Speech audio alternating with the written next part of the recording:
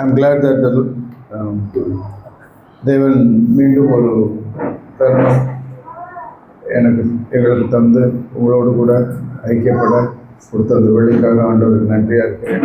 దేవుడు మరలా ఒక అవకాశాన్ని మీతో కూడా మరలా కలిసి ఈ విధంగా ఉండడానికి దేవుడు ఇచ్చిన అవకాశాన్ని బట్టి వందనాలు చేసుకుంటున్నాను. தேவன் உங்கள் மத்தியில் இருந்து இந்த பகுதியில் அவருடைய சரீரமாகிய சபையை கட்டுகிறதை பார்த்து என் உள்ளத்தில் దేవునికి நான் సంతోషమాయి దేవునికి நான் நன்றி துதிகளையும் ఏరెడుతున్నాం. దేవుడు ఈ యొక్క ప్రదేశంలో ఉంటూ తన శరీరమైనటువంటి సంఘాన్ని కడుతూ ఉన్న విధానాన్ని బట్టి నేను చూస్తూ ఉన్నప్పుడు నా హృదయం సంతోషంతో నిండి ఉన్నది. ஆண்டவர் தான் சபையை கட்டுகிறார். ప్రభు మాత్రమే సంఘాన్ని కడుతున్నాడు. ஸோ தேவன் நம்ம எல்லாரையுமே ரட்சித்திருக்கிறார். దేవుడు మనల్ని రక్షించి ఉన్నాడు. நம்ம எல்லாரும் பாவத்தில் மரித்திருந்தோம். మనమందరం కూడా పాపం చేత మరణించిన వారంగా ఉన్నాం. ஆனால் தேவன் தம்முடைய దయవుள்ள இரக்கத்தினால நம்மளை ரட்சித்தார். అయితే దేవుడు తన కరుణ వాత్సల్యతను బట్టి మనల్ని రక్షించినాడు. అడిగడి நான் நினைத்து பார்ப்பதுண்டு. నేను మాటికి ఈ యొక్క విషయాన్ని నేను జ్ఞాపకం చేసుకుంటూ ఉన్నాను. ஆண்டவரத்தில் நான் போய் சொல்லுவேன். ప్రభు దగ్గరికి వెళ్ళి నేను చెప్తూ ఉంటాను, ஆண்டவரே இந்த சென்னை பட்டணத்தில் என்னை காட்டில் நீதி உள்ளவங்க எத்தனையோ பேர் இருக்கிறாங்க ஆண்டவரே. ప్రభా నేను ఉంటున్నటువంటి ఈ చెన్నై పట్టణంలో ఎంతోమంది నాకంటే మంచి వాళ్ళు ఉన్నారు ప్రభు. பட் ஆண்டவரே என் மேலே இறக்கமாக இருந்து என்னை ரட்சித்தீங்களே, எனக்கு பாத்திரமா நல்ல ஆண்டவரே. అయితే ప్రభా నీవు నన్ను కనికరించి నన్ను రక్షించావే, దీనికి నేను అసలు పాత్రనే కాదే. பிரியமானவர்களே, అవును ప్రియులారా, இந்த నెల్లూరు పట్టణத்தில் இங்கே இருக்கிற நம்மை காட்டிலும் நீதிமான்கள் உண்டு. ఈ యొక్క నెల్లూరు పట్టణంలో మనకంటే నీతిమంతులైన వారు నెల్లూరులో ఉన్నారు. பொய் சொல்லாதவர்கள் உண்டு. అబద్ధం ఆడిన వారు ఉన్నారు. போனோகிராஃபி பார்க்காதவர்கள் உண்டு. అశ్లీలమైన చిత్రాలు చూడని వారు ఉన్నారు. விபச்சாரம் செய்யாதவர்கள் உண்டு. వ్యభిచారం చేయని వారు ఉన్నారు. ஆனாலும் தேவன் நம்மை தெரிந்து கொண்டு நம்மளை ரட்சித்து அவருடைய திருச்சபையில் நம்மளை வைத்திருக்கிறார். అయినప్పటికీ ప్రభువు మనల్ని ఏర్పరచుకున్నాడు, మనల్ని పిలిచాడు, ఆయన యొక్క సంఘంలో మనల్ని చేర్చాడు. நம்ம எதற்காக ரட்சிக்கப்பட்டோம்? మనం ఎందుకొరకు రక్షించబడ్డాము? எதற்காக இயேசு கிறிஸ்து எனக்காக மரித்தார்? ఎందుకొరకు యేసుక్రీస్తు ప్రభువు వారు నా కొరకు మరణించాడు? நான்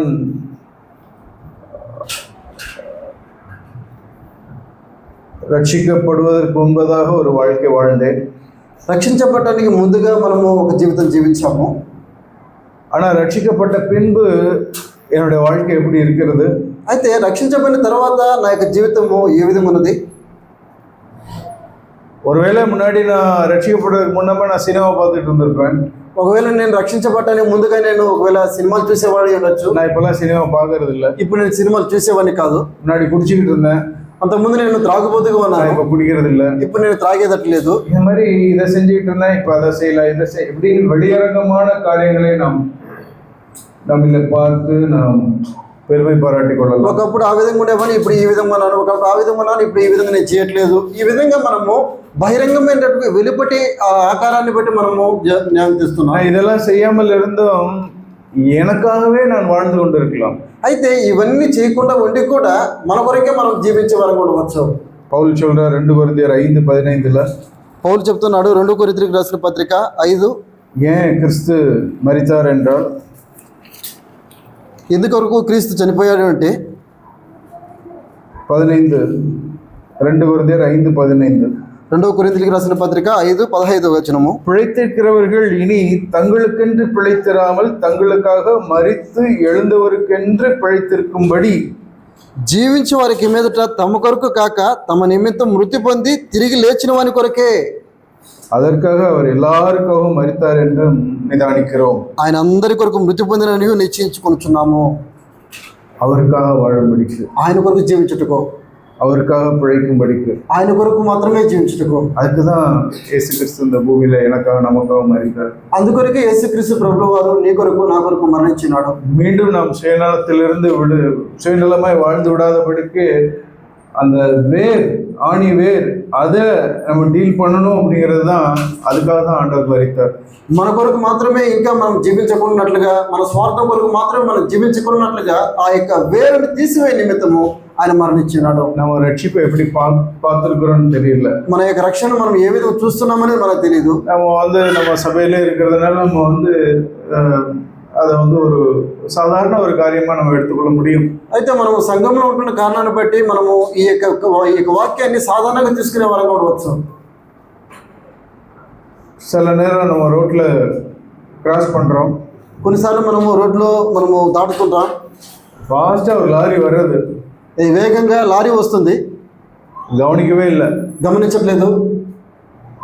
ஆனா நீங்க கவனிக்கல, டக்குன்னு யாரோ ஒரு ஆள் முன்னாடி உங்களை அப்படி தள்ளி விட்டுட்டு அவரும் உங்களே எஸ்கேப் பண்ண வச்சிடுறாரு. అయితే నీ వెనక ప్రక్క ఉన్నటువంటి ఒక అతను వచ్చి నేను ఆ విధంగా త్రోసి వేసి తను కూడా వెలుపడికి రావడం చూస్తాం. எப்படி நம்ம ఫీల్ பண்ணுவோம்? అప్పుడు మనం ఏ విధంగా మనం అనుభూతి చెందుతాం? நான் செத்து போயிருக்க வேண்டியது, నేను చనిపోవలసిన వాడిని, என் மனைவி பிள்ளைங்க எல்லாம் நிறந்த அப்படியே அவங்கள கலங்கி இருப்பாங்க, నా యొక్క భార్య నా బిడ్డలు అందరూ కూడా వేదన చెందాల్సిన పరిస్థితి. எவ்வளோ கஷ்டப்பட்டிருப்பாங்க, ఎంత కష్టపడేవారు వాళ్ళు.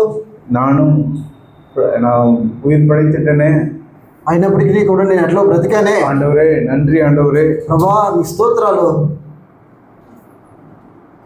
நம்ம அதை வேல்யூ பண்றோம், అది మనము విలువనిస్తున్నాం. பட் நம்மளுடைய ரட்சிப்பை நம்ம அதே மாதிரி நம்ம வேல்யூ பண்றோமா? అయితే మన రక్షణని ఇదే విధంగా మనం విలువనిస్తున్నామా? இது ஒரு சரீர மரணம் தான்.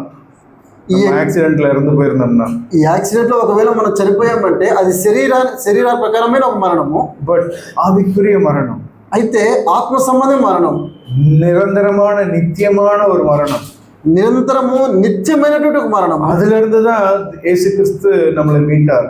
అయితే దాని నుంచి యేసుక్రీస్తు ప్రభువు వారు మనల్ని విడిపించాడు.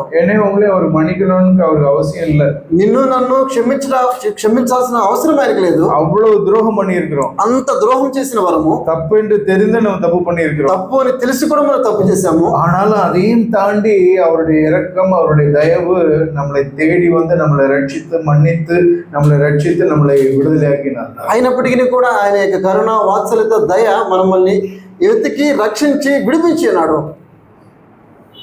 பழைய ஏற்பாட்டில் இந்த மாதிரி மரணத்திலிருந்து தப்புவிக்கப்பட்ட காப்பாற்றப்பட்ட ஒரு மனுஷனுடைய வாழ்க்கையை நான் உங்களுக்கு காண்பிக்க விரும்புகிறேன். పాత నిబంధనలో ఈ విధంగా మరణం నుంచి తప్పించబడి విడిపించబడినటువంటి ఒక వ్యక్తి యొక్క జీవితాన్ని మనం చూడబోతున్నాం.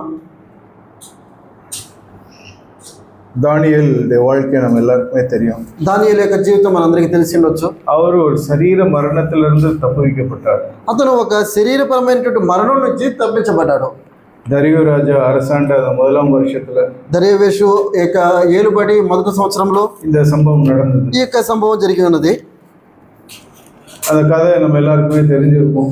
ఈ యొక్క కథ మనకి అందరికీ తెలిసి ఉండొచ్చు. அவர் one of the high officer, ఆయన ఒక గొప్ప మంచి ఒక హోదాలో ఉన్నవాడు.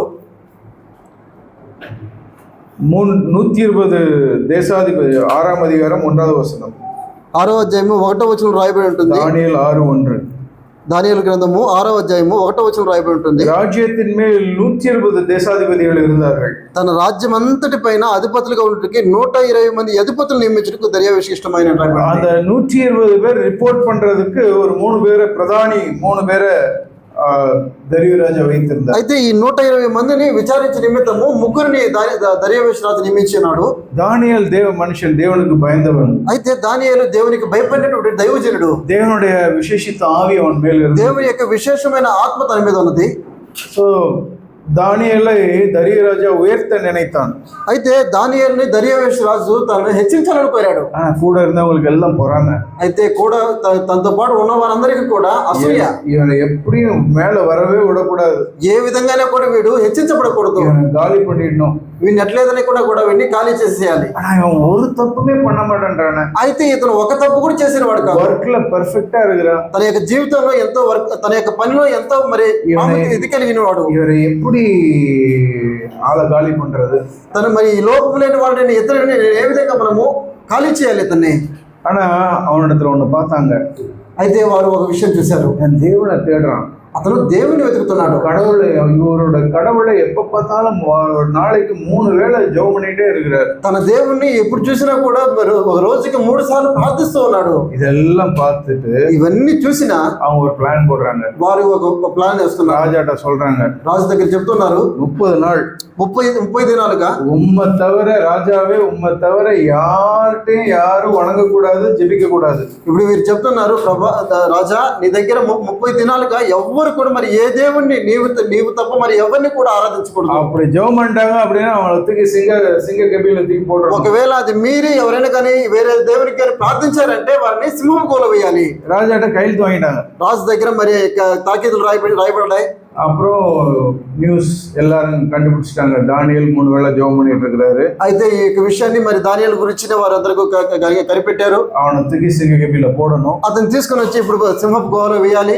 ராஜாவுக்கு தெரிஞ்சு போச்சு. రాజు కూడా తెలిసింది ఈ విషయం. రాజాவோட క్లోజ్ ఫ్రెండ్ దానియేల్. అయితే రాజుకి ఎంతో సమీపంగా మరి మిత్రుడిగా ఉన్నవాడు దానియేలు. நல்ல ఒపీనియన్ வைத்திருந்தார். మంచి ఒక అభిప్రాయం కలిగిన వాడు. சிங்க கபில போடுறதுக்கு அவருக்கு மனசு இல்ல. అయితే సింహపు గోల వేయడానికి దర్యావేషు రాజుకి ఇష్టం లేదు. దానియేల్ నీ కుమ్ముడుற దేవం உன்னை காப்பாத்துவார். దానియేలు నీవు ఆరాధించిన నీ దేవుడే నిన్ను రక్షించరు కాక. సింగ కబిల தூக்கி போட்டாங்க. సింహపు గోల వేశారు. நமக்கு நடந்தது தெரியும்.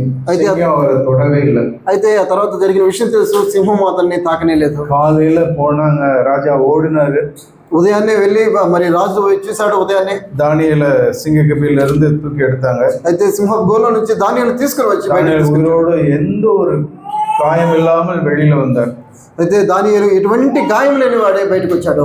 సింగ కబిల போட்டு பொழைச்சவங்க யாருமே கிடையாது. సింహపు గోల వేయబడి ప్రాణంతో బ్రతికి బయటకు వచ్చిన వారు ఎవరూ లేరు. ஆனா దానియేల్ తప్పిக்கப்பட்டு வந்தார். అయితే దానియేలు తప్పించబడి బయటకు వచ్చాడు. அது இன்னொரு லைஃப். ఇది ఒక జీవితం. அவருக்கு ஆண்டவரே இதுக்கு நான் பாத்திரவனே அல்ல, எனக்கு ஒரு ஜீவனை கொடுத்துட்டீங்களே அப்படின்னு சொல்லிட்டு அவருடைய இருதயம் நன்றியால நிரம்பி இருந்தது. అయితే ప్రభా నేను మరణించవలసిన నన్ను నీవు మరలా జీవంతో ఉంచావే అనేటువంటి ఒక కృతజ్ఞత కలిగిన వాడుగా ఉన్నాడు. நம்ம ஆக்சிடென்ட்ல நம்மளை தேவன் காப்பாத்தினாரு அப்படின்னா, యాక్సిడెంట్ లో దేవుడు మనల్ని బ్రతికించాడు అంటే நான் எல்லார்ட்டையும் போய் சாட்சி சொல்லுவோம். మనం అందరికి పోయి సాక్ష్యం చెప్తాము. இயேசு கிறிஸ்து என்ன காப்பாத்தினார். ఓ యేసుక్రీస్తు ప్రభువు నన్ను కాపాడాడు. நான் இன்னைக்கு உயிரோடு இருக்கிறது அவருடைய கிருபையினாலதான். ఓ నేను ఇప్పుడు బ్రతుకుతానంటే ఆయన కృపను బట్టి. சபையில சொல்லுவோம், సంఘంలో చెప్తాము, உறவினர்கள் இடத்துல சொல்லுவோம், బంధువుల దగ్గర చెప్తాము, சந்தோஷமா நம்ம சொல்லுவோம், సంతోషంగా చెప్తాము అందరితో. அவங்களும் நம்மளை பார்த்து பிரமிப்பாங்க. వారు కూడా మన యొక్క సాక్ష్యాన్ని విని వారు ఆశ్చర్యపోతారు. அதோட முடிஞ்சு போயிடும். అందరితో అయిపోయింది. நான் வாழ்நாள் எல்லாம் என்ன நான் ஆக்சிடென்ட்ல இருந்து தப்பிச்சேன் மாத்திரம் தான் சொல்லிட்டு இருப்போம். అయితే మనము మన జీవితం అంతా కూడా మనం ఏమంటామంటే నేను మరణించిన వాస్తవాన్ని బ్రతికానని మాత్రం చెప్తూ ఉంటాము. எதற்காக நம்மளை தப்பு வைத்தார்? అయితే ఎందుకని మనం తప్పించబడ్డాము? எதற்காக என்ன ஆக்சிடென்ட்ல இருந்து தப்பு வைத்தார்? ఎందుకని ఆయన ప్రమాదవశాత్తు నుంచి నన్ను తప్పించాడు? எதற்காக என்ன பாவத்தின் மரணத்திலிருந்து என்னை உயிர்ப்பித்தார்? ఎందుకని ఆ పాపపు యొక్క మరణం నుంచి నన్ను పైకి లేవనెత్తాడు? தானியேல்ட்ட இருந்து நம்ம கற்றுக்கொள்ளலாம். దానియేలు నుంచి మనకు నేర్చుకోవచ్చు. பழைய ஏற்பாட்டுல வாழ்ந்த மனுஷன், పాత నిబంధన జీవితంలో జీవించిన వ్యక్తి. దరియు రాజా அரசாண்ட 1ஆம் வருடத்துல அது நடந்தது. దర్యావేషు యొక్క మొదటి సంవత్సరం యొక్క ఏలుబడిలో జరిగిన విషయము. அந்த வருடத்திலேயே அந்த மரணத்திலிருந்து காப்பாற்றப்பட்ட தானியேல் எடுத்த ஒரு முடிவு. ఆ యొక్క దినంలో మరి సింహం యొక్క గుహలో నుంచి బయట తప్పించబడిన వ్యక్తి యొక్క జీవితము. அவர் ஒரு முடிவு எடுத்தார். తన యొక్క తీర్మానం తీసుకున్నాడు. என்ன தீர்மானம் எடுத்தார்? ఎటువంటి తీర్మానం అది? முதல் வருடத்திலே, మొదటి సంవత్సరంలో அரசாண்ட 1ஆம் வருஷத்துல దర్యావేషు యొక్క మొదటి ఏలుబడిలో సింగத்துல పోడపట్టது அவருடைய முதல் வருஷத்துல தான். సింహపు గోలోపై వేసిన తర్వాత జరిగిన విషయము. 9ஆம் அதிகாரம் 1வது వచనం. 9వ అధ్యాయము 1వ వచనము. మాదీయుడగు అహష్వేరోషు యొక్క కుమారుడైన దర్యావేషు కల్దీయులపైన రాజు అయ్యెను. 1ஆம் வருஷம். అతని ఏలుబడిలో మొదటి సంవత్సరం మందు దానియేలు నేను. దరియు రాజ్యభారం பண்ணுகிற 1ஆம் வருஷம். అవును, దర్యావేషు కల్దీయులపై రాజు అయిన తర్వాత మొదటి సంవత్సరం మందు. அந்த 1ஆம் வருஷத்துல தான் சிங்கத்துல இருந்து தப்பிச்சார். మొదటి సంవత్సరము సింహపు గుహల నుంచి తప్పించబడ్డాడు. மீண்டும் உயிரோட வந்தார். ప్రాణంతో బయటకు వచ్చాడు. ஆனா வந்தவர் వచ్చినవాడు என்ன செய்தார்? ఏం చేస్తున్నాడు చూడండి. வாழ்க்கையில என்ன மாற்றம் நடந்தது? తన యొక్క జీవితంలో ఎటువంటి మార్పు చూశారు? நாம் ரட்சிக்கப்பட்டிருக்கிறோம். మనం రక్షించబడ్డాము. நம்முடைய வாழ்க்கையில என்ன மாதிரி இருக்குது? మన యొక్క జీవితంలో ఏం మారి ఉన్నది? இது தானியேல் இருந்து நாம் கற்றுக்கொள்ளலாம். అయితే దానియేలు దగ్గర మనం ఇది నేర్చుకోవచ్చు. பாருங்களேன், அந்த முதலாம் வருஷத்துல అతను చూడండి, ఆ యొక్క మొదటి సంవత్సరం మందు 2వ వచనంలో వాసిக்கிறோம். 2వ వచనంలో మనం చదువుతాము, தானியேலாகிய நான் దానియేలను నేను எருசலேமின் பாழ்கடிப்புகள் நிறைவேறி தீர 70 வருஷம் செல்லும் என்று கர்த்தர் எரேமியா தீர்க்கதரிசியோடு கூட சொல்லிய வருஷங்களின் தொகையை புத்தகங்களால் அறிந்து கொண்டேன். దానియేలను నేను యెహోవా తన ప్రవక్త అయిన ఇర్మియాకు సెలవిచ్చి తెలియజేసినట్టు యెరూషలేము పాడుగా ఉండవలసిన 70 సంవత్సరాలు సంపూర్తి అవుతున్నవని గ్రంథం వల్ల గ్రహించి తిని. அவர் எப்படி அறிந்து கொண்டாரா? తను ఏ విధంగా తను తెలుసుకోగలిగాడు? புத்தகங்களால் அறிந்து கொண்டார். ఆ యొక్క పుస్తకం ద్వారా తెలుస్తున్నాడు, గ్రంథం ద్వారా.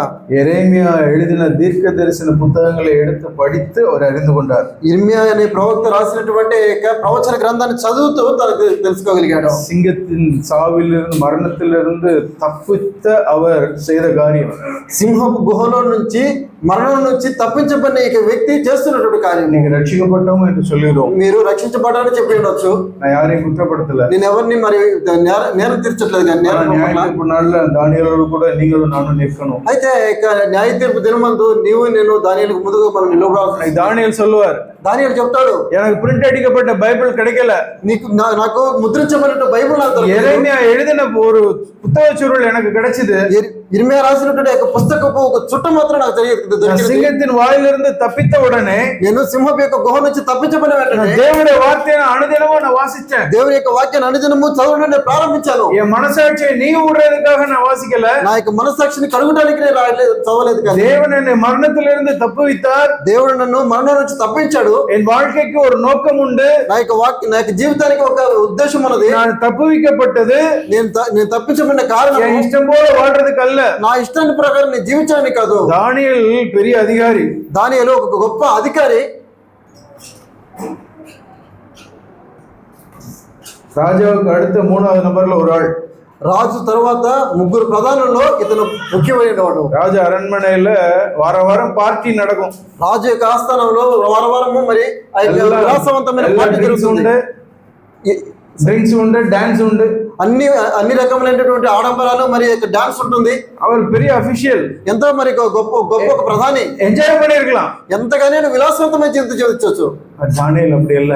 అయితే దానియేలు ఆ విధంగా లేడు. தேவன் என்ன மரணத்திலிருந்து தப்புவித்தார். దేవుడు నన్ను మరణం నుంచి తప్పించున్నాడు. இதுலலாம் நான் பங்கு பெறவே மாட்டேன். నేను అయితే ఈ విలాసవంతమైన వాటిలో నేను పాల్పంచుకోను. தானியேல் அதுக்கு முன்னமே அந்த முடிவெல்லாம் எடுத்திருந்தார். దానియేలు అంత ముందుగానే తాను ఒక నిర్ణయం తీసుకున్నవాడు. ஆனா மரணத்திலிருந்து தப்புவிக்கப்பட்ட அவர், మరణం నుంచి తప్పించబడిన ఈ వ్యక్తి, ஐயோ எனக்கு இது வேணாம், అయ్యో ఇక మీద నాకు వద్దు. பாவமுள்ள காரியங்கள் மாத்திரம் இல்ல, பாவம் இல்லாத லக்ஸரிஸும் அவருக்கு நிறைய உண்டு. పాపకరమైనటువంటి కార్యం మాత్రమే కాదు కానీ పాపం లేనటువంటి విలాసవంతమైన జీవితం కూడా నాకు వద్దు. அதெல்லாம் அவர் நாடி செல்லல. అయితే అవన్నీ కూడా తాను వెతికి தேவன் என்னை சிங்கத்திலிருந்து தப்புவிக்க வைத்தது இந்த உலகத்தை நான் என்ஜாய் பண்ணுவதற்கு அல்ல. దేవుడు నన్ను సింహపు నోటి నుంచి తప్పించినది ఈ లోక ప్రకారమైనటువంటి విలాసాన్ని జీవించడం కాదు. ஆண்டவரே, நீர் என்ன மறுபடியும் உயிர் கொடுத்ததுக்கு ஒரு நோக்கம் உண்டு. ప్రభా, నీవు మరలా నాకు జీవనం అనుగ్రహించడానికి ఏదో ఒక ఉద్దేశం ఉన్నది. நிச்சயமான மரணத்திலிருந்து என்னை ரட்சித்தீங்க, அதுக்கு ஒரு நோக்கம் உண்டு. ప్రభా, మరణం నుంచి నువ్వు రక్షించడానికి నా ఎందు ఏదో ఒక ఉద్దేశం నీకు కలిగి ఉంది. என்ன ஆண்டவரே? అది ఏంది ప్రభా? அது என்ன ఆండవరే? అది ఏమై ఉన్నది? అది నేను తెలుసుకోవాలి. அவர் போனது, அவர் கையில் எடுத்தது தேவனுடைய வார்த்தை. అవును, తన పోయిన వెంటనే తన యొక్క చేతిలో పట్టుకున్నది దేవుని యొక్క వాక్యము. பிரியமான சகோதரனே, சகோதரியே, ప్రియమైన సహోదరులారా, సహోదరులారా, ரட்சிக்கப்பட்டோம்னு சொல்றோம், రక్షించబడ్డాము అని చెప్తున్నాం. தேவனுடைய வார்த்தையை நான் எப்படி நம்ம டீல் பண்றோம்? అయితే దేవుని యొక్క వాక్యాన్ని మనం ఏ విధంగా మనం చదువుతున్నాం, அதை நான் எப்படி பார்க்கிறேன், దాన్ని ఏ విధంగా నేను చూస్తున్నాను. ஐயோ வாசிக்கணுமே, అయ్యో ఇది చదవాలే. சின்ன பிள்ளைகளை நம்ம அப்படிதான் வளர்க்குறோம். చిన్నపిల్లలుగా ఉన్నప్పుడు అయితే ఆ విధంగా మనం ఎదిగినాం. అనేక వీడుகளில் சின்ன பிள்ளைங்களுக்கு காலையில బైబిల్ వాసికలన్నా సాపాడుకు வரக்கூடாது. అనేక మంది చిన్నపిల్లలు ఉన్నటువంటి కుటుంబాలలో వారు బైబిల్ చదవలేనంటే వాళ్ళకి ఆహారం పెట్టరు. ஆனா ரட்சிக்கப்பட்டோம் என்று சொல்லுகிற நாமும் அதே போலதான் நம்மளுடைய மனோபாவம் இருக்கிறதா? అయితే రక్షించబడినాము అని చెప్పుకుంటున్న మనము మన హృదయాల్లో కూడా ఇదేటువంటి అభిప్రాయాన్ని మనం కలిగి ఉన్నామా? ஐயோ இன்னைக்கு நான் பைபிள் வாசிக்கல, ஜெபம் பண்ணல, இன்னைக்கு ஆஃபீஸ் போனால் எல்லாம் கச்சாம்சான்னு நடக்கும். అయ్యో నేను ప్రార్థించలేదు, నేను బైబిల్ చదవలేదు, నేను ఇక ఆఫీస్కి వెళ్ళానంటే నా యొక్క హృదయం అంతా కలవరంతో ఉంటుంది. அதுக்காக நான் பைபிள் வாசிக்கிறேனா? అందుకొరకు నేను బైబిల్ చదువుతున్నానా? அல்லது தேவன் என்னை ரட்சித்திருக்கிறார், అలా కాకుండా దేవుడు నన్ను రక్షించాడు, எனக்கு என்னுடைய வாழ்க்கைக்கு ஒரு திட்டம் உண்டு, నా యొక్క జీవితాన్ని బట్టి ఒక ఉద్దేశం కలిగి ఉన్నాడు, தேவனுடைய இருதயத்தை நான் அறிந்து கொள்ளணும், దేవుని యొక్క హృదయాన్ని నేను ఎరగాలి, தேவன் எதற்காக என்னை தப்புவித்தார்ங்கிறத அறிந்து கொள்ளணும், దేవుడు ఎందుకు నన్ను ఈ లోకం నుంచి తప్పించాడో నేను ఎరగాలి. அவருடைய இருதயத்தை அறியும்படிக்கு நம்ம வேதத்தை வாசிக்கிறோம். ఆయన యొక్క హృదయాన్ని నేను ఎరుగునట్లుగా నేను దేవుని యొక్క వాక్యం చదువుతున్నాను. பரிசுத்த ஆவியானவர் என்னோடு கூட பேசும்படிக்கு நான் வாசிக்கிறேனா? పరిశుద్ధాత్ముడు నాతో మాట్లాడినట్టుగా నేను వాక్యం చదువుతున్నానా? நம்மளை கேட்டு பார்ப்போம். మనం అడుగుదాం. தானியேல் மனதை நீதி விடுறதுக்காக அவர் வாசிக்கல, దానియేలు తన హృదయమును సంతోషపరచుకునే నిమిత్తం చదవలేదు కానీ, அவர் ஏனோதானு வாசிக்கல, అది ఏదో ఒక ఆషామాషిగా చదవలేదు కానీ அவர் தியானித்தார், అతను ధ్యానించాడు, அவர் அறிந்து கொண்டார். అతను దాన్ని ఎరిగాడు. சும்மா ஏனோதானு வாசித்தா நம்ம ஒன்றும் புரிஞ்சுக்க முடியாது. అది ఏదో ఆషామాషి చదివితే దేవుని యొక్క వాక్యం అర్థం కాదు. కానీ எருசலேமின் பாழ்கடிப்புகள் நிறைவேறி தீர 70 வருஷம் ஆகும் அப்படிங்கிறத கர்த்தர் எரேமியா கூட சொல்லியிருந்ததை அவர் நுணுக்கமாய் வாசித்து அறிந்து கொண்டார். యెరూషలేము పాడుగా ఉండవలసిన దినాలు 70 సంవత్సరాలు పూర్తి అవుతున్నాయని ఇర్మియా యొక్క గ్రంథం ద్వారా తాను చదివి ధ్యానించిన కారణాన్ని బట్టి దాన్ని తెలుసుకోగలిగాడు. அவரிடத்துல ஒரு டிசிப்ளின் இருந்தது, తన దగ్గర ఒక క్రమశిక్షణ ఉన్నది, தினமும் தேவனோடு கூட உறவாடுகிற ஒரு டிசிப்ளின் இருந்தது, దేవునితో కూడా సహవాసం చేసేటువంటి ఒక డిసిప్లిన్ క్రమశిక్షణ ఉన్నది. அவர் அதை அறிந்து கொண்டார். అది ఆయన ఎరిగి ఉన్నాడు. பிரியமானவர்களை ரட்சிக்கப்பட்டோம் என்று சொல்கிறேனா? అవును పిల్లరా, రక్షించబడ్డాము అని చెప్పుకుంటున్నాం. మనము திருச்சபையில நாம் கேட்கிறோம், ఈ యొక్క స్థానిక సంఘంలో మనం వింటున్నాం, நம்மளை ரட்சித்தது நாம் பரலோகம் செல்வதற்காக அல்ல, ఈ దేవుడు మనల్ని రక్షించినది ఏదో పరలోకం వెళ్ళడానికి మాత్రం కాదు. நான் அவருடைய சீஷனாய் நான் வாழணும், ఆయన యొక్క శిష్యులుగా నేను జీవించాలి, శిష్యత్వ வாழ்க்கை நான் வாழணும், శిష్యత్వ యొక్క జీవితం నేను జీవించవలసి ఉన్నది, శిష్యత్వ కండిషన్ நான் கீழ்ப்படியணும், శిష్యత్వ యొక్క కారణాలు నేను అంగీకరించాలి. என் தகப்பன், என்னுடைய அப்பா அம்மா சகோதரர்கள் சகோதரிகள் எல்லாரையும் காட்டிலும் நான் தேவனை நான் நேசிக்கணும். నా తండ్రి కంటే, నా తల్లి కంటే, నా భార్య, నా బిడ్డలు, అన్నిటికంటే ఎక్కువగా ప్రభువుని నేను ప్రేమించాలి. நான் என்னுடைய சுயத்திற்கு நான் மரித்து என்னுடைய சிலுவை எடுத்து நான் ஆண்டவரை பின்பற்றணும். నా సొంత చిత్తానికి నేను మరణించి నా సిలువను ఎత్తుకొని నేను ఆయన వెంబడించాలి. இந்த உலக பொருட்களை நான் நேசிச்சிடக்கூடாது, ఈ యొక్క లోకపు యొక్క ఆడంబరాలు నేను అనుసరించకూడదు. அதை நான் விட்டு விடுறதுக்கு நான் ஆயத்தமா இல்லை அப்படின்னா நான் శిష్యుని அல்ல. అది నేను విడిచిపెట్టని నేను సిద్ధంగా లేనంటే నేను శిష్యుని కాదు. దేవుని వార్த்தை தீர்க்கமா இருக்கு, దేవుని యొక్క వాక్యము ఎంతో స్పష్టంగా ఉన్నది. దేవుடைய காரியங்களை நாம் வாசித்தோம் அப்படின்னா, దేవుని యొక్క வாக்கியம் మనం చదివాము అంటే దేవుడి హృదయத்தை நாம் அறிந்து கொள்ள முடியும். దేవుని యొక్క హృదయాన్ని మనం ఎరగలుగుతాం. ஏனோதானோன்னு நம்ம வாசிச்சோம் அப்படின்னா, మనం ఆషామాషిగా చదివాము అంటే நம்ம அறிந்து கொள்ள முடியாது. అసలు అది మనకు అర్థమే కాదు. தானியேல் அப்படிதான் வாசித்தார். అయితే దానియేలు ఈ విధంగా చదివాడు, ஆண்டவர் எனக்கு ஜீவனை தந்திருக்கிறார், நான் வேதத்தை தேவனுடைய இருதயத்தை அறிந்து கொள்ளும்படிக்கு நான் வேதத்தை நான் தியானிப்பேன் என்றார். దేవుడు నాకు జీవం అనుగ్రహించాడు కాబట్టి దేవుని యొక్క వాక్యం నన్ను గురించినటువంటి ఉద్దేశం ఏమో నేను నెరవేర్చాలని చదివాడు. ஏன் எனக்காக ஏன் என்ன தேவன் சிங்கத்துல இருந்து காப்பாத்தினார்? ఎందుకని దేవుడు నన్ను సింహపు నోటి నుంచి నన్ను కాపాడాడు? அவருடைய சித்தத்தை நான் செய்யணும். ఆయన చిత్తం మీద నేను చేయవలసి ఉన్నది. அவர் என்ன செய்தார்? ఆయన ఏం చేశాడు? 3వ వచనத்துல వాసిக்கிறோம். 3వ వచనం చదువుతాము. 9వ అధ్యాయంలో, అంతటా నేను గోనెపట్టు அவருடைய ரெஸ்பான்ஸ் என்னவா இருந்தது என்றால், తన యొక్క ప్రతిస్పందన ఏ విధంగా ఉన్నది అంటే, தன்னை ரட்சித்த தேவனுக்கு அவர் கொடுத்த ரெஸ்பான்ஸ் என்ன அப்படின்னா, తనను రక్షించినటువంటి దేవునికి తాను ఇచ్చేటువంటి ప్రతిస్పందన ఏ విధంగా ఉన్నదంటే, பார்க்கிறோம், தேவனாகி ஆண்டவரை தேட என் முகத்தை அவருக்கு நேராக்கி. 3వ వచనము చివరి రాయబడి ఉంటుంది, ప్రభువు దేవుని ఎదుట నా మనసు నిబ్బరం చేసుకుంటే అని రాయబడింది. என் தேவனாகிய ஆண்டவரை தேட என் முகத்தை அவருக்கு நேராக்கினேன். దేవుని తెలుసుకునే నిమిత్తము, వెతుకు నిమిత్తము నా యొక్క మనసుని నిబ్బరం చేసుకున్నాను. எப்படியா? ఏ విధంగా? ஜபத்தினாலும் விண்ணப்பங்களினாலும், ప్రార్థన విజ్ఞాపనల చేత. முதல்ல வாசிக்கிறோம், உபவாசம் பண்ணி ரெட்டிலும் சாம்பலிலும் உட்கார்ந்து. అయితే మొదటి భాగంలో రాయబడి ఉంటుంది, గోనె పట్టు కట్టుకొని ధూళి తలపైన వేసుకొని ఉపవాసం ఉండి ప్రార్థన విజ్ఞాపన. దేవుని என்னை ரட்சித்துட்டாரே, దేవుడు నన్ను రక్షించాడు కదా, எனக்கு மறுபடியும் ஜீவனை தந்தாரு, మరలా నాకు జీవం అనుగ్రహించాడు. நான் இனிமே எனக்காக வாழ போறது இல்ல, అయితే ఇక మీద నా కొరకు నేను జీవించలేదు. என்னுடைய முகம் இது நாள் வரைக்கும் உலகத்துக்கு நேரா இருந்திருக்கலாம், ఇంతవరకు నా యొక్క ముఖము ఈ లోకం అనుసరించి జీవించాను. ஆனா நான் இப்போ என் முகத்தை நான் அவருக்கு நேராக்கி, అయితే ఇప్పుడు నా ముఖాన్ని నా యొక్క ముఖమును ఆయనకి నేరుగా ఉంచుకొని அவருடைய ஃபோக்கஸ் மாறிடுச்சு, తన యొక్క దృష్టి அவருடைய ஃபோக்கஸ் இப்போ தேவன் மேல மாறிடுச்சு. తన యొక్క దృష్టి దేవుని వైపు తిరిగినది. அவர் சொல்றாரு, நான் ஜெபத்தினாலும் விண்ணப்பங்களினாலும் தேட என் முகத்தை ஆண்டவருக்கு நேராக்கி. అతను చెప్తున్నాడు, ప్రార్థనలు విజ్ఞాపనలు చేయటకై ప్రభువుకు దేవుని ఎదుట నా మనసు నిబ్బరం చేసుకుంటున్నా అంటున్నాడు. அவர் ஏற்கனவே 3 முறை ஒவ்வொரு நாளும் ஜெபம் பண்ணிட்டு இருந்தவர். అంత ముందుగానే అతను ప్రతి దినము 3 సార్లు ప్రార్థన చేసేవాడు. இன்னைக்கு 3 வேளை நம்ம ஜெபம் பண்ணிட்டு இருந்தோம்னா போதும்பா நமக்கு இந்த வாழ்க்கை, இப்படியே வருஷம் ஃபுல்லா 3 தடவை நான் ஜெபம் பண்ணிட்டு ஆண்டவருக்கு சந்தோஷமா நான் வாழ்ந்துடலாம் அப்படின்னு நம்ம நினைத்து திருப்தி அடைந்து விடுவோம். మనము కానీ ఒక్కొక్క దినము మనము 3 సార్లు కానీ మనం ప్రార్థన చేసేవాళ్ళం కానీ ఉంటే మనం సంతృప్తి పడిపోయి చాలు ఇక నేను ఇదే విధంగా నేను ఈ జీవితం అంతా జీవిస్తాను అనుకుంటాం. మనం ஒரு அதிகாரம் వాస్తాச்சு, అది పోదు நமக்கு. ఈ దినము చదవాల్సిన వాక్యము ఒక అధికారం చదివాను అంటున్నాం. திருப்தி அடைகிற ஒரு வாழ்க்கைக்குள்ள வந்துடுறோம், తృప్తి పడినటువంటి ఒక జీవితానికి మనం వస్తున్నాం. ஆனா பண விஷயத்துல, అయితే డబ్బు విషయంలో, சொத்து விஷயத்துல, అదే ఆస్తుల విషయంలో அதுல நமக்கு திருப்தியே வர்றதில்லை. అయితే ఆ విషయంలో మనకు తృప్తి రావట్లేదు. ஆவிக்குரிய காரியங்கள்ல, ఆత్మీయ సంబంధమైన జీవితంలోనైతే எளிதில திருப்தி அடைந்துடும். వీటన్నిటిలో మనం తృప్తి చెందుతున్నాం. 3 முறை ஜெபித்த మనుஷன் 3 సార్లు ప్రార్థించిన వ్యక్తి, సింగத்திலிருந்து తప్పిக்கிறதுக்கு முன்னமே 3 முறை జపిக்கிற మనుషன், సింహపు గుహలో వేయటానికి ముందుగానే రోజు 3 సార్లు ప్రార్థించే వ్యక్తి, அவர் அது திருப்தி அடையல. అయినప్పటికీ అతను తృప్తి చెందలేదు. தன்னுடைய முகத்தை தேவனுக்கு நேராய் திருப்பி, అయితే తను ఇంకా ముందుకు సాగుతూ తన యొక్క ముఖము దేవునికి నేరుగా తిప్పుకుంటూ, ஆண்டவரே நான் இனிமே என்னுடைய முகம், என்னுடைய ஃபோக்கஸ் நீங்க தான் ஆண்டவரே, ప్రభా ఇక మీద నా యొక్క దృష్టి అంతా నీ మీదే అంటున్నాడు. நீங்க எதுல ஃபோக்கஸ்டா இருக்கிறீங்களோ அதுல நான் ஃபோக்கஸ்டா இருப்பேன். దేని మీద అయితే దృష్టి ఉంచుతున్నావో దాని మీద నేను దృష్టి ఉంచబోతున్నాను.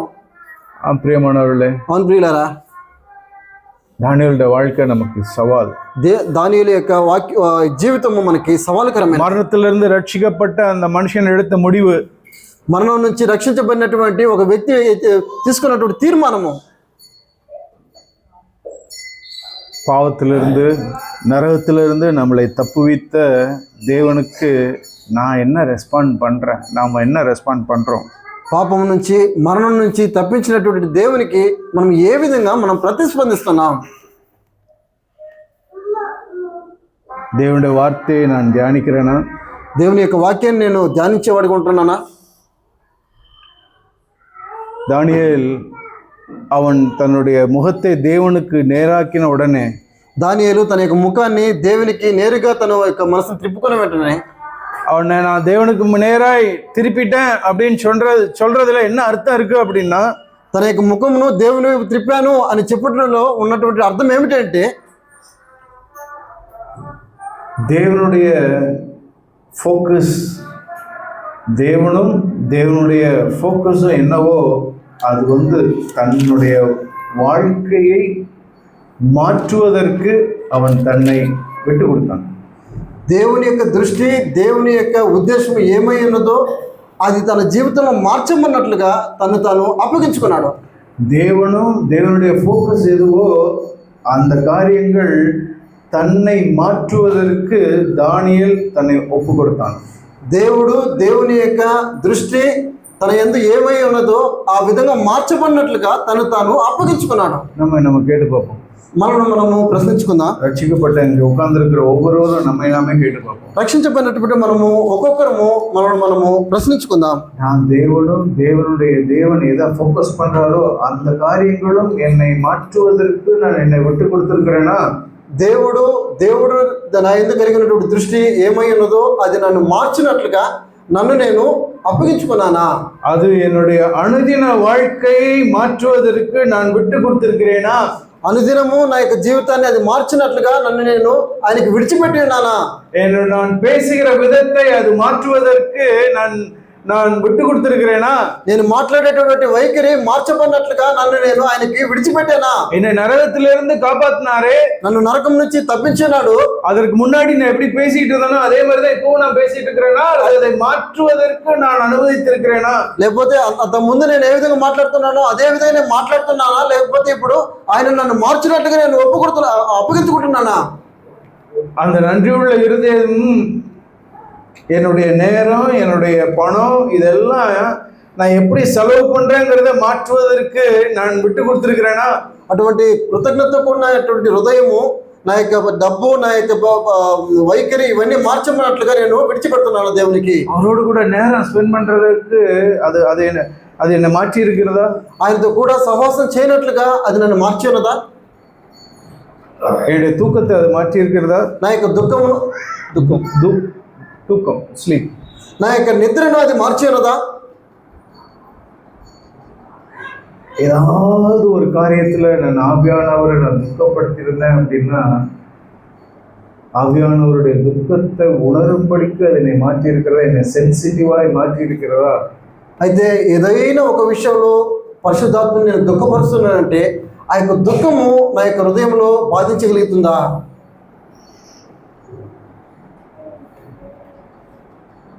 பரிசுத்த ஆவியை துக்கப்படுத்தாதீர்கள் அப்படின்ட்டு ஒரு வார்த்தை உண்டு. 1 தெசலோனிக்கர் என்று நினைக்கிறேன். 1 తెస్సలోనికీయులకు రాసిన పత్రికలో రాయబడి ఉంటుంది, పరిశుద్ధాత్మను దుఃఖపరచబడి రాయబడి ఉంటుంది. 1 தெசலோனிக்கர் తెస్సలోనికీయులకు రాసిన పత్రిక 1 తెస్సలోనికీయులకు పత్రిక 5:19 என்று 5:19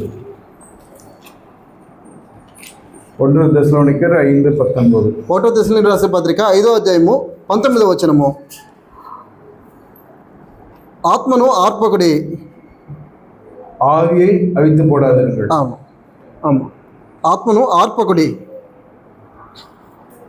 ఇంగ్లీష్లో ஒரு ట్రాన్స్లేషన్ இப்படியா சொல்லப்பட்டிருக்கும். ఇంగ్లీష్ యొక్క ట్రాన్స్లేషన్ ఈ విధంగా రాయబడి ఉంటుంది, do not smother the Holi Spirit. పరిశుద్ధాత్మని అల్పునిగా చేయవద్దు. స్మాదరింగ్, స్మాదర్ அப்படின்னா ஒரு குழந்தை கட்டில் படுத்திருக்குன்னு ஒரு கற்பனை செய்து பாருங்க. స్మాదరి అనే మాటకి ఒక చిన్న బిడ్డ పడకలో పడుకున్నాను అనుకోండి, ஒரு பில்லோ எடுக்கிறீங்க தலையினே, ఒక తలదిని పెట్టి ఉన్నాం, அந்த குழந்தையோட முகத்தில் அப்படியே போட்டு அவன் எழுத்துறீங்க. అయితే ఆ తలదిండుతో ఆ చిన్న పిల్లవాడి యొక్క ముఖం మీద అదే విధంగా అదిమేయడం అంటే எப்படி இருக்கும்? அந்த குழந்தைக்கு అది ఏ విధంగా ఉంటుంది? என்ன ஆகும்? ఏమవుతుంది? மூச்சு விட கஷ்டப்படும், తాను శ్వాసించడానికి కష్టపడతాడు. அப்படியே అమ్మిக்கிட்டே இருந்தான்னா அந்த குழந்தை மறித்து போயிடும். అయితే అదే విధంగా మనం అదిమి పెట్టామంటే అతను చనిపోతాడు కదా. అదే వార్త అయితే ఇంగ్లీష్ ట్రాన్స్లేషన్ రాయబడిన ఆ మాట ఏ విధంగా ఉంటుందంటే, స్మాదరింగ్, పరిశుద్ధాత్మని అదిమి చంపివేయకుండా అవితు పోడాదీர்கள் அப்படின்னா do not kill the Holi spirit. ఆత్మని ఆర్పకుడి అంటే పరిశుద్ధాత్మని చంపకడి అని రాయబడినట్టు. நம்ம இன்னைக்கு இயேசு கிறிஸ்துவ யூதர்கள் கொன்றாங்க அப்படின்னு சொல்லிட்டு நம்ம அவங்கள కై నీட்டுறோம். మనమైతే యేసుక్రీస్తు ప్రభువును అని యూదులు చంపారు అని వాళ్ళని వేలెత్తి చూపిస్తాం. ஆனால் பரிசுத்த ஆவியானவர் திருத்துவத்தில் 3வது நபராக இருக்கிற பரிசுத்த ஆவியானவரை நாம் என்ன செய்கிறோம்? పరిశుద్ధాత్మను త్రిత్వంలో మూడో వ్యక్తి ఉంటున్న పరిశుద్ధాత్మని మనమేం చేస్తున్నాం? நாமளும் அதே தான். இயேசு கிறிஸ்துவுக்கு அந்த யூதர்கள் என்ன செய்தார்களோ அதே தான் நாமும் செய்வோம். యేసుక్రీస్తుకి యూదులు ఏం చేశారో అదే మనం కూడా చేస్తున్నాం. ప్రియమైనవர்களே, పాపం ஒரு సీరియస్ అన్నది. అవును ప్రియులారా, పాపము అంత తీవ్రమైనది. దేవునికి నేరాయి తన ముఖத்தை திருப்பினேன் என்று சொல்றார்.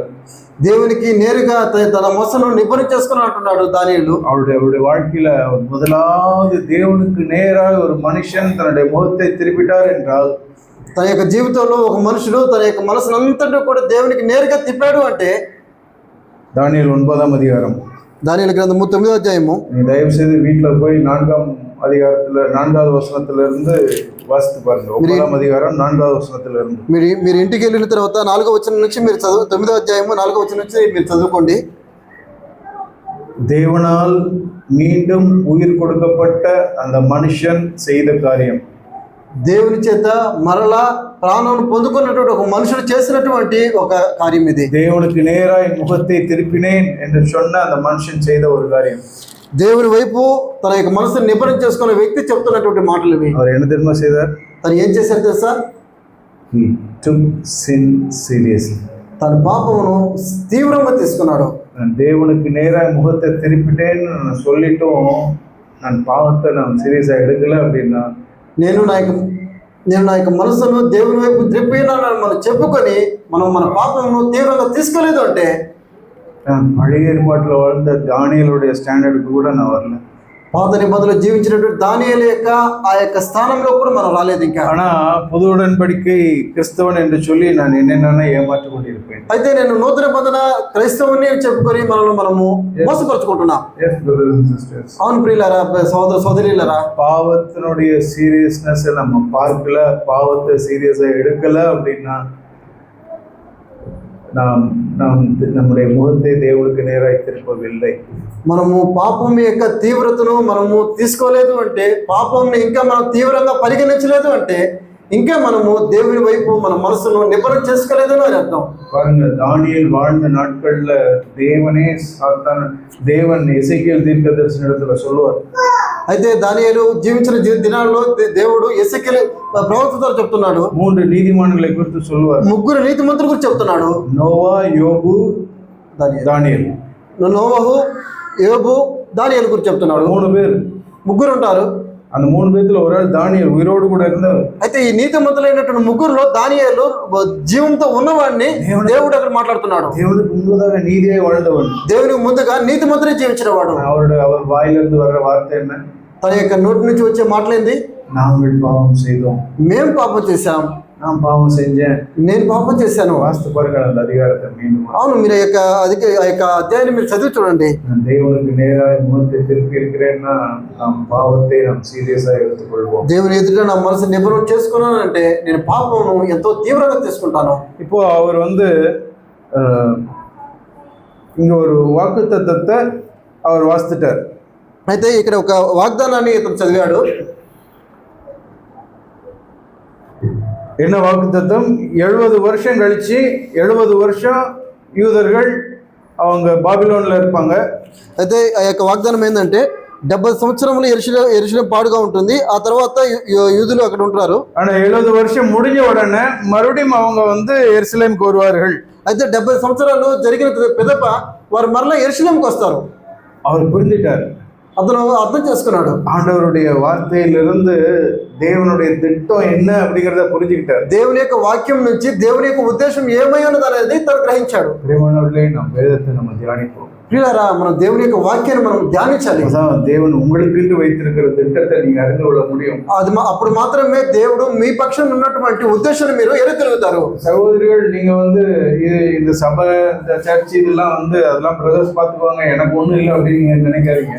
సహోదరులారా, మీరు ఈ యొక్క సంఘము, ఈ యొక్క సంఘ కార్యాలు ఇవన్నీ కూడా సహోదరులు చూసుకుంటారు.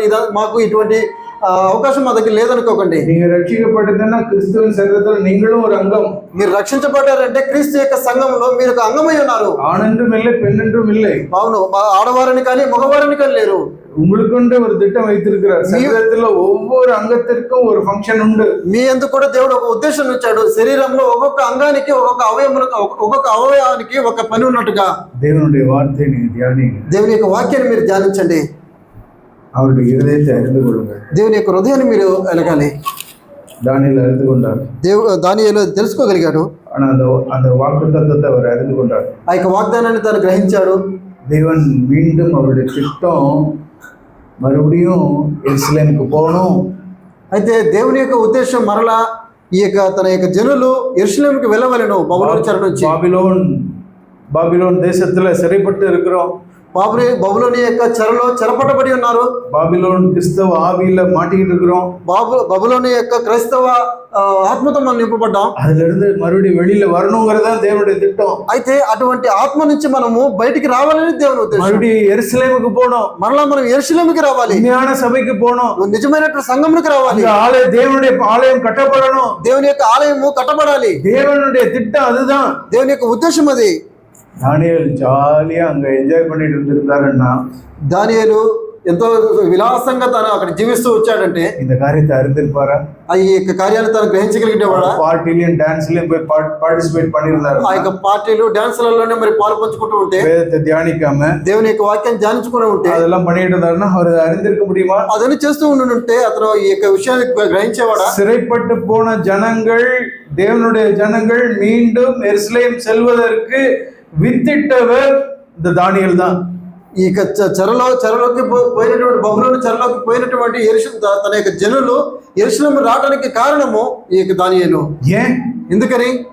ஆண்டவரே எனக்கு இன்னொரு தடவை ஜீவனை கொடுத்துட்டீங்க ஆண்டவரே. ప్రభా నాకు ఇంకొక జీవాన్ని నాకు అనుగ్రహించండి நான் ప్రభా. எனக்காக வாழ போறது இல்ல. ఇక మీద నా కొరకు నేను జీవించబోయేది లేదు. என்னோட ఫోకస్ எல்லாம் உண்மையில இருக்க போகுது ஆண்டவரே. నా యొక్క దృష్టి అంతా నీ మీద తిరగబోతున్నాను அப்படின்னு ஒரு முடிவு எடுத்தார். అటువంటి ఒక తీర్మానం తీసుకున్నాడు. தேவன் அவருக்கு திட்டங்களை வெளிப்படுத்தினார். అయితే తన యొక్క ఉద్దేశాలను దేవుడు బయలుపరిచాడు. அந்த వాக்குతத்தம் இருந்தது.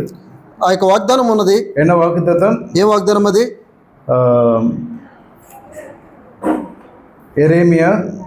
ఇర్మియా గ్రంథము, எரேமியா தீர்க்கதரிசியின் புத்தகம் 25ஆம் அதிகாரம். ఇర్మియా గ్రంథము 25వ అధ్యాయము 29.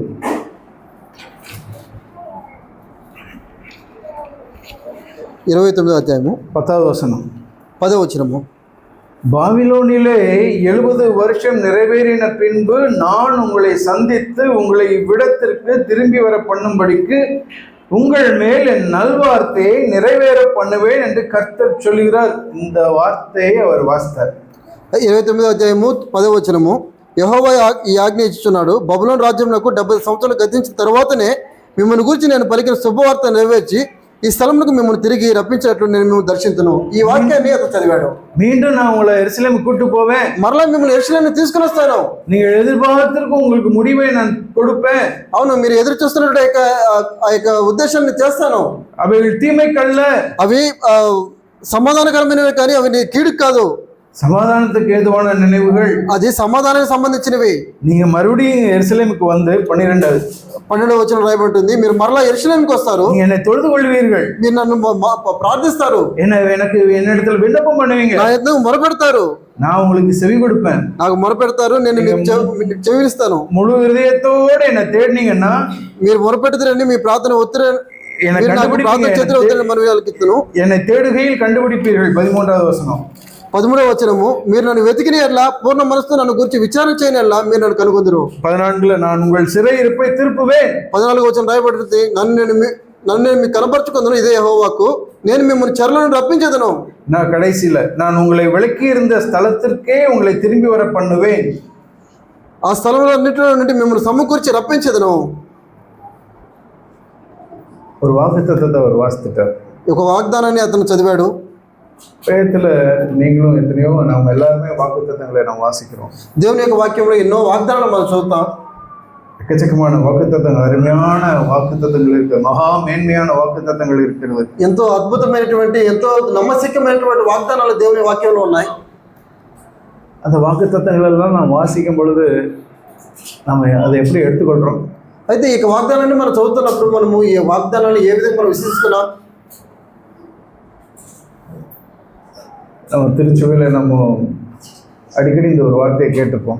మన స్థానిక సంఘంలో మనము మాటికి ఒక వాక్యం చదువుతుంటాం, వింటుంటాం. நான் என் சபையை கட்டுவேன், இயேசு சொன்னவா. నేను నా సంఘమును కట్టెదను, యేసుక్రీస్తు చెప్తాడు. It's a wonderful promise. అది ఒక గొప్ప అద్భుతమైన ప్రామిస్. అది ఆ వాగ్దానం. అది நான் என் சபையை கட்டுவேன், నేను నా సంఘాన్ని కట్టెదను. தானியேல் వాసించే అదే పోன்ற ஒரு వాக்குతత్వం. దానియేలు చదివినటువంటి దానికి సంబంధించినటువంటిదే ఒక వాక్యం. திரும்ப உங்களை எருசலேம் கொண்டு வருவேன், నేను మరలా తిరిగి ఆ చెరలో నుంచి యెరూషలేం తీసుకుని వస్తాను, நான் நல்லது செய்வேன், నేను మీకు మంచిది చేస్తాను, அந்த ஆலயம் கட்டப்படும், మీ యొక్క ఆలయం కట్టబడుతుంది. మరలా தேவனுடைய ஃபோக்கஸ் அதுதான். దేవుని యొక్క దృష్టి అది. வாக்குத்தத்தமும் கொடுத்தார், దేవుని యొక్క వాగ్దానం ఇచ్చాడు. புது ஏற்பாட்டுல நாம் வாழ்றோம். అయితే మనం క్రొత్త నిబంధనలో புது உடன்படிக்கையில இயேசு கிறிஸ்து ஒரு வாக்கு பண்ணி இருக்கிறார். క్రొత్త నిబంధనలో మనకి యేసుక్రీస్తు ప్రభువు వాగ్దానం చేశాడు, நான் என் సభயை కట్టుவேன், నేను నా సంఘాన్ని కట్టెదను. మత్తయి 16లో వాసిக்கிறோம். మత్తయి సువార్త 16వ అధ్యాయము. మత్తయి 16 మత్తయి సువార్త 16వ అధ్యాయము 18వ వచనము. మరియు నీవు పేతురువు, ఈ బండం మీద నా సంఘమును కట్టుదును. 18 అమ్మటే, நான் இந்த கல்லின் மேல் என் சபையை கட்டுவேன், பாதாளத்தின் வாசல்கள் அதை மேற்கொள்வதில்லை. ఈ బండం మీద నా సంఘమును కట్టుదును, పాతాళంలో ఒక ద్వారంలో దాని ఎదుట నిలువు నేరవు. ஆண்டவர் வாக்கு பண்ணிட்டார், நான் என் சபையை கட்டுறேன். ప్రభు వాగ్దానం ఇస్తున్నాడు, నేను నా సంఘాన్ని కడతాను, பாதாளத்தின் வாசல்கள் மேற்கொள்வதில்லை. పాతాళంలో ఒక ద్వారంలో దాని ఎదుట నిలువు నేరవు. இன்னைக்கு நிறைய வீடுகளை நம்ம பார்க்கலாம், మనం అనేక ఇళ్లలో మనం చూస్తుంటాం, கிறிஸ்தவ வீடுகளில். క్రైస్తవ ఇళ్లలో. நீங்க கிறிஸ்டியன் கடைக்கு போனீங்கன்னா கூட அங்க இந்த வசனப்போடு நிறைய இருக்கும். లేకపోతే క్రైస్తవుల యొక్క షాపులలో మనం చూస్తుంటాం, ఏదో ఒక వాగ్దానం రాయబడి ఉంటుంది. இந்த నాள் முதல் உங்களை ரெட்டிப்பாய் ஆசீர்வதிப்பேன், ఈ దినం మొదలుకొని నేను ఇక మీద నేను ఆశీర్వదిస్తాను రాయబడి ఉంటుంది. ஆசீர்வாதம் ஆசீர்வாதம் ஆசீர்வாதம் ఆశీర్వాదం ఆశీర్వాదం ఆశీర్వాదం. అండ్ எல்லாருமே அதுக்காக ஜெபம் பண்றோம். అయితే ఈ వాగ్దానం కోసం అందరం మనం ప్రార్థన చేస్తాం. ஆண்டவரே, இந்த நாள்ல இருந்து நான் ஆசீர்வதிப்பேன்னு சொல்லுங்களேன், என் பொண்ணுக்கு என் பையனுக்கு ஒரு ப்ரமோஷன் கிடைக்கணும், நல்ல மாப்பிள்ளை கிடைக்கணும். అవును ప్రభా, నీవు ఈ దినం నుంచి నన్ను సెలవిచ్చావు కదా, నా కుమారునికి నా కుమార్తెకి ప్రమోషన్ రావాలి, మంచి ఒక అల్లుడు దొరకాలి, வேலை கிடைக்கணும், మంచి పని దొరకాలి, நல்ல பெஸ்ட் காலேஜ்ல அட்மிஷன் கிடைக்கணும், బెస్ట్ కాలేజీలో మాకు అడ్మిషన్ దొరకాలి. நீ இந்த வார்த்தை சொன்னீங்களே, నీవు యొక్క వాగ్దానం మాకు అనుగ్రహించావు కదా, எனக்கு செய்யுங்க, మాకు చేయండి. தப்பு இல்லை, తప్పు కాదు. பட் இங்க ஒரு வாக்குத்தத்தம் இருக்குது. అయితే ఇంకొక వాగ్దానం ఉంది, நான் என் సభையை కట్టుவேன், నేను నా సంఘాన్ని కడతాను అంటున్నాడు. பாதாளத்தின் வாசல்கள் மேற்கொள்வதில்லை, పాతాళంలో ఒక ద్వారాలు అక్కడ నిలవనేరు అంటున్నాడు. அந்த வசனத்தை வாசிக்கும் போது நம்மளுடைய இதயத்தில் என்ன வருது? అయితే ఈ యొక్క వాక్యం చదువుతున్నప్పుడు మన హృదయం ఏ విధంగా ఉంటుంది? ఓకే, அது அவரோட வேலை, அவர் பார்த்துக்குவார். ఓ, ఇది ఆయన పని కదా, ఆయన చూసుకుంటారు అనుకుంటున్నామా? அப்படி நினைக்கிறோமா? ఆ విధంగానే అనుకుంటున్నామా? தானியேல் அப்படி நினைச்சாரா? దానియేలు ఆ విధంగా అనుకున్నాడా? 70 வருஷம் கழிச்சு எல்லாம் நடக்கும் அப்படின்னு சொல்லி ஆண்டவர் எழுதி வைத்திருக்கிறார். 70 సంవత్సరాల తర్వాత మరలా వారి చెర నుంచి విడిపించబడతారని రాయబడింది. ஓகே, ஆண்டவர் அவர் இஷ்டம் போல அவர் ஆளுகை செய்கிறார், அவர் ராஜா, அவர் செஞ்சுடுவார். ఓ, ఆయన దేవుడు కదా, ఆయన రాజా కదా, ఆయన ప్రకారం ఆయన చేసుకుంటాడు అనుకోలేదు. కాదు, அவர் அப்படி இல்ல, ఆయన ఆ విధంగా లేడు. அவர் அதை சீரியஸா எடுத்தார், అది తీవ్రంగా తీసుకున్నాడు. தேவன் அந்த வாக்கு பண்ணி இருக்கிறார், దేవుడు వాగ్దానం ఇచ్చాడు, நான் இதை செய்வதற்கு நான் ஒரு விளக்கனை செலுத்தணும், అయితే ఇది చేయడానికి నేను వెల చెల్లించాల్సి ఉన్నది. இதுதான் தேவனுடைய ஃபோக்கஸ், ఇది దేవుని యొక్క దృష్టి ఉద్దేశమైనది. இந்த ஃபோக்கஸ் என்னுடைய ஃபோக்கஸா இருக்கணும். అయితే ఈ ఉద్దేశం నా ఉద్దేశమై ఉండాలి. அதுக்கு நான் பாவத்தை நான் சீரியஸா எடுக்கணும், అందుకని నేను పాపమును తీవ్రంగా తీసుకుంటున్నాను. அந்த தேவனுடைய திட்டம் என்னுடைய வாழ்க்கையை மாற்றுவதற்கு நான் விட்டு கொடுக்கணும். దేవుని యొక్క ఉద్దేశము నా యొక్క జీవితాన్ని మార్చినట్లుగా నేను ఒప్పుకుంటున్నాను. பழைய ஏற்பாட்டுல வாழ்ந்த தானியேல் இது எனக்கும் நமக்கும் கற்றுக் கொடுக்கிறார். పాత నిబంధనలు జీవించినటువంటి దానియేలు నీకు నాకు నేర్పిస్తున్నాడు. இன்றைக்கு புதிய ஏற்பாட்டுல அந்த வாக்குத்தத்தத்தை நம்ம எல்லாம் வாசிக்கிறோம். అయితే ఇక కొత్త నిబంధన జీవితంలో మనం ఇటువంటి వాగ్దానాలు మనం చదువుతున్నా, நான் సభையில இருக்கிறேன்னு நம்ம சொல்றோம், మన సంఘంలో ఉన్నామంటున్నాము. What is our response? మన యొక్క ప్రతిస్పందన ఏ విధంగా ఉన్నది? அவர் செஞ்சுட்டு போட்டோம், அவர் கட்டுறான்னு சொல்லியிருக்காரு, அவரே கட்டிக்கிட்டு போட்டோன்னு நான் அமைதியா இருக்க போறேன்னா, ఆయన కడతానన్నా కదా, ఆయనే చేసుకుంటానంటే మనం గమ్ముకుంటున్నామా? அல்லது இந்த இயேசுவினுடைய இந்த ஃபோக்கஸ் என்னுடைய வாழ்க்கையை மாற்றுவதற்கு நான் என்னை விட்டு கொடுக்க போறேனா? యేసు యొక్క ఉద్దేశం ఏమైనదో అదే ఉద్దేశం నాదై ఉన్నట్లుగా నేను అప్పగించుకోబోతున్నానా? இந்த வாக்குத்தத்தம் நிறைவேறுவதற்கு நான் பாவத்தை சீரியஸா நான் எடுத்து நான் தேவனை பிரியப்படுத்தி ஒரு வாழ்க்கை வாழ போறேன் அப்படிங்கிற ஒரு முடிவெடுக்கிற இடத்துக்கு நம்ம வந்திருக்கிறோமா? ఈ వాగ్దానం నెరవేర్చబడి నిమిత్తం నేను పాపమును తీవ్రంగా తీసుకొని ఆయన ఉద్దేశం ఆయన నెరవేర్చబట్టుకు నేను జీవించగలుగుతున్నానా? நம்மளை மாற்றி இருக்குதா? అది మనల్ని మార్చేనదా? ప్రియమానవர்களே, ஒரு காரியத்தை நம்ம மனதில் வைத்துக் கொள்ளணும். ప్రియులారా, మనం ఒక విషయాన్ని మనము మనసులో పెట్టుకోవాలి. ஆண்டவருடைய ஃபோக்கஸ் நம்ம இந்த உலகத்துல வாழ்ற நாட்கள்ல நான் நல்ல வீடு கட்டணும், நான் 4 கார் வைத்திருக்கணும், அது ஆண்டவருடைய ஃபோக்கஸ் அல்ல. దేవుని యొక్క ఉద్దేశము మనం ఈ లోకంలో ఉన్నప్పుడు మనము మంచి ఒక ఇల్లు కట్టుకోవాలి, మంచి ఒక కారు కొనుక్కోవాలా, విలాసంగా జీవించాలా, ఇది కాదు ఆయన ఉద్దేశం. క్రైస్తవத்துல కూవి అதான் சொல்லிட்டு. అయితే ఇక క్రైస్తవ గుడారాల్లో ఈ విధంగా చెప్తూ ఉన్నారు. ஆண்டவரிடத்துல வாங்க, ஆண்டவர் உங்களுக்கு இதை தருவார், கார் தருவார், பங்களா தருவார், ப்ரமோஷன் தருவார், வெளிநாட்டுக்கு செல்லலாம், அமெரிக்கா போகலாம். నువ్వు దేవుని దగ్గరికి వచ్చావంటే నీకు ప్రమోషన్ వస్తుంది, ఇల్లు కట్టుకుంటావు, కారు కొనుక్కుంటావు, ఫారెన్కి వెళ్తావు, మీకు మంచి ఒక కాలేజ్ దొరుకుతుంది. அந்த வாக்கு தத்தங்கள் எல்லாம் அவங்க பாவத்தை சீரியஸா எடுக்கும்படிக்கு அவங்களை மாற்றி இருக்கிறதா? అయితే ఈ వాగ్దానాలన్నీ కూడా వారు పాపమును సీరియస్ గా తీవ్రంగా తీసుకున్నట్టుగా మార్చేనదా? தானியேல் அப்படிதான் மாற்றிச்சு. అయితే దానియేలు మార్చింది. కంఫర్టబుల్ அவர் బాబిలోన్లో இருந்தார். అయితే ఆయన కంఫర్టబుల్ ఎంతో సుఖవంతంగా మరి కై நிறைய சம்பளம் வாங்கிட்டு இருந்தார், చేతి నిండుగా మరి డబ్బు వస్తుంది, ஒரு குறையும் இல்லை உலகத்துல, ఎటువంటి కొరత లేని వరకు ఉన్నాడు. ஏன் அந்த மனுஷன் ஆண்டவரே நீங்க 70 வருஷம் கழிச்சு இந்த வாக்குத்தத்தம் நிறைவேறும்னு சொன்னீங்களே, நிறைவேற்றுங்க நீ ஏன் அவர் ஜெபித்தார்? అయితే ఎందుకని అతను మరి 70 సంవత్సరాలు జరిగిన తర్వాత మమ్మల్ని బయటికి తీసుకుని వస్తే సెలవిచ్చావు కదా, జరిగించని ఎందుకు ప్రార్థించాడు అతను? தேவன் ஒரு காரியத்தை செய்ய வேண்டும் என்று நினைத்தால் அவர் ஒரு மனுஷனை ஜெபிக்க வைக்கிறார் என்று சொல்லி ஒரு தேவ மனுஷன் சொன்னதை நான் கேட்டிருக்கிறேன். ఒక దైవజనుడు ఈ విధంగా చెప్పాడు, ఒక మనుషుడికి దేవుడు ఒక కార్యమును సిద్ధింప చేయడానికి ముందుగా ఒక మనుషుని తన యొక్క బిడ్డని ప్రార్థింప చేస్తారని రాయబడింది. ஆண்டவருடைய ஃபோக்கஸ் இந்த உலகத்துல இந்த பூமியில ప్రియులారా, దేవుని యొక్క ఉద్దేశము ఈ యొక్క లోకంలో ఈ భూమి మీద நம்ம பணக்கார வீடு கட்டணுங்கிறதல்ல, మనము ఒక ధనవంతమైనటువంటి ఇల్లు కట్టాలని కాదు. ஆண்டவருடைய ஃபோக்கஸ் இந்த பூமியில அவருடைய சபை. దేవుని యొక్క ఉద్దేశము ఈ భూమి మీద ఆయన యొక్క సంఘమే అన్నదే. ஆதியாகமத்திலிருந்து வெளிப்படுத்தல் வரைக்கும் நீங்க வாசித்தீர்கள் என்றால், ఆది కాండం నుంచి ప్రకటన గ్రంథం వరకు మీరు చూసారంటే அங்க நீங்க பார்க்க முடியும் தேவனுடைய ஃபோக்கஸ் எது மேல இருந்தது. అక్కడ మనం చూడగలుగుతాము దేవుని యొక్క ఉద్దేశము తన యొక్క దృష్టి ఏమై ఉన్నదని చూడగలుగుతాం. నోవా పేళை కట్టినాడు, నోవహు ఓడని కట్టాడు. That's a picture of the church. అది సంఘమునకు నమూనా, అది సభై, అది సంఘము. మోసే ఆండவர் சொன்னார், நீ எனக்கு ஒரு ஆசரிப்பு கூடாரத்தை கட்டு. మోషేకి చెప్తున్నాడు, నాకు ఒక ప్రత్యక్ష కూడాన్ని కట్టమంటున్నాడు. எதுக்கு இஸ்ரவேல் எல்லாம் எகிப்தில இருந்து కానానికి கொண்டு வந்தார்? ఎందుకని ఇశ్రాయేలీయులను ఐగుప్తు నుంచి కానానికి తీసుకొని వచ్చాడు ప్రభు? ஏன் అடிமைத்தனத்துல தான் இருந்தாங்க. అవును, దాసులుగా ఉన్నారని నిజమే.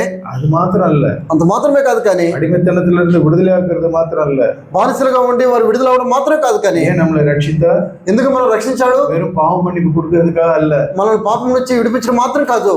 ஏன் எகிப்துல இருந்து கொண்டு வந்தாருன்னா ஆசரிப்பு கூடாரம் கட்டப்படணும். ఎందుకంటే ఆ ఐగుప్తు నుంచి ఎందుకు వారిని తీసుకుని వచ్చారంటే ప్రత్యక్ష కూడారం కట్టబడాలి. That's the picture of the church. అది సంఘానికి ఒక సూచన. ஏன் உங்களை என்னைய ரட்சித்தார்? ఎందుకు నిన్ను నన్ను రక్షించాడు? ஆண்டவர் சொன்னார், நான் என் சபையை கட்டுவேன். ప్రభు చెప్తున్నాడు, నేను నా సంఘాన్ని కడుతున్నాను. அவருடைய ஃபோக்கஸ் சபை. ఆయన యొక్క ఉద్దేశము సంఘమై ఉన్నది. சாலமோன் வாழ்ந்த நாட்கள்ல ஆண்டவர் அங்க என்ன செய்தார்? సొలొమోను జీవించిన దినాల్లో ప్రభు ఏం చేశాడు? அவருடைய ஃபோக்கஸ் என்ன? ఆయన యొక్క ఉద్దేశం ఏమన్నది? ஆலயம் கட்டப்படணும். దేవుని యొక్క ఆలయం కట్టబడాలి. பாபிலோன்ல இருந்து மறுபடியும் எருசலேமுக்கு வந்தார்கள். బాబిలోను నుంచి యెరూషలేముకు వచ్చారు మరలా. ஏன் ஆண்டவர் அதை வாக்கு பண்ணார்? అయితే ఎందుకని దేవుడు వాగ్దానం ఇచ్చాడు? ஏன் எரேமியாட்ட அப்படி சொன்னார்? ఇర్మియాకి ఎందుకని ఆ విధంగా చెప్పాడు? ஏன்னா அவருடைய ஃபோக்கஸ் ஆலயம். ఆయన యొక్క ఉద్దేశం అంతా ఆలయమైనది. Picture of the church. అది సంఘానికి సూచన అయినది. புதிய ஏற்பாடு முழுமை இயேசு கிறிஸ்து சொன்னார், நான் சபை கட்டுவேன். యేసుక్రీస్తు చెప్పాడు, నేను సంఘాన్ని కడతాను. அவருடைய ஃபோக்கஸ் சபை. ఆయన యొక్క ఉద్దేశము సంఘము. மனதில் நீங்க பதிக்கும்படிக்கு நான் விரும்புகிறேன். ఈ యొక్క విషయాలు మీ యొక్క హృదయంలో మరి పదిలపరచాలని ఇష్టపడుతున్నాను. ஆண்டவருடைய ஃபோக்கஸ் அவருடைய சபை கட்டப்படுறது. దేవుని యొక్క ఉద్దేశము ఆయన సంఘము కట్టబడాలి.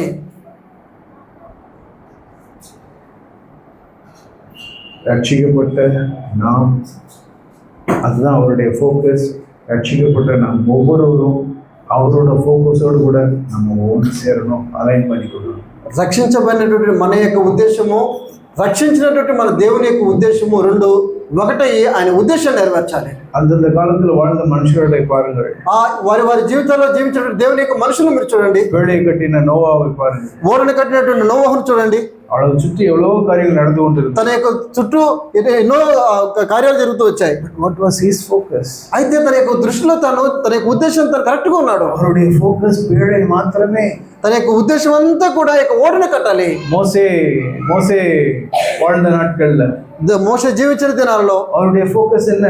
తన యొక్క ఉద్దేశం ఏమైనది? ஆண்டவர் ஆசரிப்பு கூடாரத்தை கட்ட சொன்னார், அதுதான் அவருடைய ஃபோக்கஸ். அந்த ஃபோக்கஸ் தான் என்னுடைய ஃபோக்கஸ் என்று சொல்லி அவர் ஆசரிப்பு கூடாரத்தை கட்டினார். ప్రభు ప్రత్యక్ష కూడారం కట్టమని చెప్పాడు కాబట్టి నా యొక్క దృష్టి అంతా కూడా ప్రత్యక్ష కూడారం మీద ఉండాలని కట్టాడు. ஆண்டவரே அதை எப்படி செய்யணும்? ప్రభా నేనేం చేయలేదు, ఏ విధంగా చేయలేదు. ஆண்டவரே இந்த பேழையை எப்படி கட்டணும்? ప్రభా ఈ యొక్క ఓడను నేను ఏ విధంగా కట్టాలి? ஆண்டவரே இந்த சபையை நான் எப்படி கட்டணும்? ప్రభా ఈ యొక్క సంఘాన్ని నేను ఏ విధంగా కట్టాలి? எல்லா தேவனுடைய மனுஷருடைய இதயத்துல அந்த வாஞ்சை தான் இருந்தது. అయితే దేవుని మనుషులందరి యొక్క హృదయాల్లో దేవుని தேடினார்கள், దేవుని వెతికారు. మోసే దేవుని ఆండవరే சொல்லுங்க ఆండవరే. మోసే దేవుని దగ్గర అంటున్న, ప్రభా చెప్పు ప్రభా எப்படி கட்டணும் அப்படிங்கறது ஆண்டவர் அவருக்கு நேர்த்தியா சொன்னார். నేను ఏ విధంగా కట్టాలో నాకు నేర్పించమంటే ఆయన నేర్పించాడు. மீண்டும் எருசலேம் பாபிலோன்ல இருந்து மறுபடியும் முதல் எருசலேம் ஆலயம் இடிக்கப்பட்டது. మొదటగా ఉన్నటువంటి యెరూషలేము యొక్క ఆలయం పడగొట్టబడింది. இரண்டாம் முறை கட்டப்பட பொழுதும் మరలా కట్టడానికి ముందుగా அந்த தீர்க்கதரிசிகளுக்கு தேவன் தீர்க்கமாய் சொன்னார், அவருடைய சபை எப்படி கட்டப்படணும். ఆ యొక్క వాగ్దానము మరలా దేవుడు స్పష్టంగా తెలియపరిచాడు ఏ విధంగా తన ఆలయం మరలా కట్టబడబోతుందని. ఫోకస్, తన యొక్క దృష్టి. என் சபையை கட்டுவேன்னு சொல்லி இயேசு கிறிஸ்து சொன்னார். నా యొక్క సంఘాన్ని కడతానని యేసుక్రీస్తు చెప్పాడు. அப்போஸ்தலர்கள் அதை அறிந்திருந்தார். అయితే అపోస్తలులు అది ఎరగలిగారు. இவருடைய ஃபோக்கஸ், ஆண்டவராகிய இயேசுவினுடைய ஃபோக்கஸ் சபை கட்டப்படுவது. ప్రభువైన యేసుక్రీస్తు ప్రభువు గారి యొక్క దృష్టి సంఘమును కట్టుట ఉన్నది. அவனுடைய ஃபோக்கஸ் அதுவா இருந்தது. తన యొక్క దృష్టి అదే ఉన్నది. பேதுரு தன்னுடைய ஃபோக்கஸை அவர் மேல் திருப்பினார். పేతురు యొక్క దృష్టిని ఆ విధంగా తిప్పివేశాడు. பவுல் தன்னுடைய ஃபோக்கஸை தேவன் மேல் திருப்பினார். పౌలు తన యొక్క దృష్టిని దేవుని వైపు తిప్పాడు. நான் வாழ்ற நாட்கள்ல நமக்கு ஆவிக்குரிய தகப்பனா இருக்கிற சகோதரர்கள் பண்ணணும். He turned his attention towards God's focus, the church. మనం జీవిస్తున్న దినాల్లో కూడా మరి ఆత్మీయ సహోదరుడు జాక్పన్న గారి యొక్క దృష్టి కూడా అదే విధంగా సంఘం వైపు తిరిగిపోయింది. எஸ்ரா, நெகேமியா அடுக்கிட்டே போலாம். ఎజ్రా, నెహెమ్యా ఈ విధంగా చెప్పుకుంటా పోవచ్చు. அவனுடைய ஃபோக்கஸ் எல்லாம் வந்து தேவனுடைய ஆலயம் அவருடைய சபை. వారి దృష్టి అంతా కూడా దేవుని యొక్క ఆలయము, దేవుని యొక్క ఆలయము, దేవుని యొక్క సంఘము. பிரியமானவர்களே, అవును ప్రియులారా, ஆண்டவருடைய தந்த அந்த வாக்குத்தத்தம் தானாய் நிறைவேறாது. దేవుడు ఇచ్చినటువంటి వాగ్దానము తనంతా తాను నెరవేర్చేవాడు కాదు. కానీ ஆண்டவர் சபையை கட்டிக்கொள்வார் என்று நம்ம சும்மா இருந்துட வேண்டாம். దేవుడు సంఘాన్ని కడుతున్నాడని మనము ఊరకొండకూడదు. நாம் முழுத்தே அவருக்கு நேராய் திருப்புவோம். మన యొక్క ముఖమును ఆయనకి నేరుగా తిప్పుకోవాల్సింది. இருதயம், మన హృదయము, நம்முடைய இருதயத்தை தேவனுக்கு நேராய் திருப்பும். మన హృదయాన్ని ఆయన వైపు తిప్పవలసినది. பாவத்தை தானியேல் சீரியஸா எடுத்தது போல எடுப்போம். పాపమును దానియేలు ఏ విధంగా తీవ్రంగా తీసుకున్నాడు ఆ విధంగా మనం తీసుకుందాం గాక. ஆபிரகாமை குறித்து நான் வாசித்தேன். అబ్రహాం గురించి నేను చదివినాను. அவருடைய ஃபோக்கஸ் எவ்வளவா இருந்தது. తన యొక్క దృష్టి ఏమై ఉన్నదో చూస్తాం. கானானிலிருந்து அவரை அழைத்தார். కానాను దేశం నుంచి ఆయన పిలిచాడు. ఊరు అనే దేశం నుంచి పిలిచాడు. దేవుடைய ஃபோக்கஸ் என்னவோ அதுக்கு தன்னை அப்படியே விட்டு கொடுத்தார். దేవుని యొక్క దృష్టి ఏమైనదో అందుకు తగినట్టుగా తాను అప్పగించుకున్నాడు. இந்த சிஷ்யத்துவ வாழ்க்கை, ఈ యొక్క శిష్యత్వ జీవితము ஆண்டவருடைய ஃபோக்கஸோடு கூட நீங்க இணைய வேண்டும் என்றால், ప్రభు యొక్క దృష్టితో మీరు ఐక్యమవ్వాలి అంటే சகோதர சகோதரிகள் ஒரே வழிதான் உண்டு. సహోదర సహోదరులారా, దానికి ఒకే ఒక మార్గము, சிஷ்யத்துவ வாழ்க்கை தான். శిష్యత్వ జీవితం మాత్రమే. ஆபிரகாம் பழைய ஏற்பாட்டில் வாழ்ந்த மனிதன். అబ్రహాము పాత నిబంధనలో జీవించిన தேவன் அவரை அழைத்த பொழுது தன்னுடைய தாய் தகப்பனை எல்லாரையும் விட்டுட்டு வந்தார். దేవుడు తను పిలిచినప్పుడు తన తండ్రి తల్లి అందరూ విడిచిపెట్టి వచ్చాడు. இன்னைக்கு அது மாதிரி நம்ம யார்கிட்டயும் சொல்லல. అయితే ఈ విధంగా దేవుడు మనల్ని ఎవరికి చెప్పలేదు. కానీ ஆனா ஆண்டவர் ஒண்ணு சொல்றார். అయితే ఆ ప్రభు ఒకటి చెప్తున్నాడు, శిష్యனா இருக்கணும் அப்படின்னா, నీవు శిష్యుడిగా ఉండాలి అంటే, நீ கிறிஸ்தவனா இருக்கணும்னா, నీవు క్రైస్తవుడిగా ఉండాలి అంటే, நீ உன் அப்பா அம்மாவை காட்டிலும், మీ యొక్క తల్లిదండ్రుల కాటిலும், உடன் பிறந்தவர்களை காட்டிலும், మీ యొక్క బంధువుల కంటే కూడా, உன்னை காட்டிலும், నీకంటే కూడా, உன்னுடைய உலக பொருட்களை காட்டிலும், నీలో ఉన్నటువంటి ఈ లోకపు వస్తువులన్నిటికంటే కూడా நேசிக்கணும். నీవు నన్ను ప్రేమించాలి.